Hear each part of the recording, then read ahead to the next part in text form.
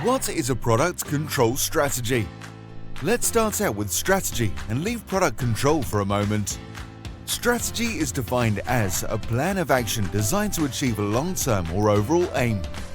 Now let's add product control to the equation again and slightly change the wording of the definition above. A product control strategy is a combination of activities which we carry out to ensure that we are in control of a product's quality throughout its life cycle. We will get back to this at the end when we are able to put a few more details on. It is not a document. We develop and deliver high-quality products to the patients.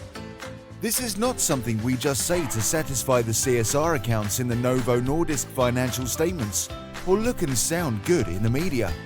It is important to be able to deliver products which the patient safely can inject or eat to improve their life.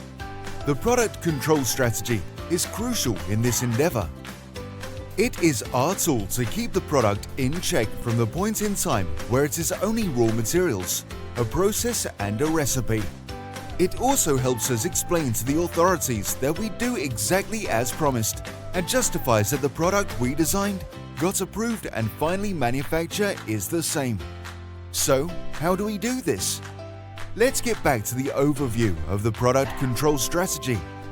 First of all, we are only looking at the activities inside the dotted red line. It is actually fairly simple when you look at it in an overview. You take some input materials. It could be raw materials, chemical components, packaging materials, etc. Basically all ingredients you need to bake the cake. You run them through a well-designed and well-tested manufacturing process to obtain a product of a specific quality. A product defined by a list of critical quality attributes, CQA. And all along you monitor each step with a scrutinizing eye to find all the places where anything is unjustifiable or unspecified according to your current strategy. A strategy which ensures that the CQAs are constantly within the stated limits. In practice, it is slightly more complicated. It will vary from business area to business area and from site to site. Document titles and templates might be different, as well as the way they are applied locally. But the overall concept of a product control strategy is the same across Novo Nordisk. The elements of a product control strategy exists from the very beginning of manufacturing process design. However, as knowledge about the causes and effects increases with the process characterization studies, the product control strategy gets stronger and more well documented. Most of the elements are described in the TTD package, which in the end consolidates in the master formula setup. In the manufacturing process implementation phase, the product control strategy elements as described in the master formula and other documents are brought into the facility. If needed, further studies are executed to demonstrate ability to control the facility's specific elements before the process is finally justified. In the process validation, the effectiveness of the product control strategy in the facility is proven and documented.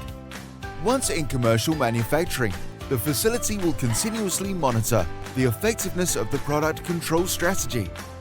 This is also called ongoing process verification. If the monitoring shows either new knowledge about effects or that controls are not robust enough, then the product control strategy elements may need a revision. To sum up on the concepts of a product control strategy in Novo Nordisk, there are 3 important learnings. At any time in the product's life cycle, we, as Novo Nordisk, have a product control strategy. A product control strategy is not a document which captures all. It is a concept. It is an organic concept. Its elements, such as master batch record, process controls, etc., are kept updated continuously during ongoing process verification.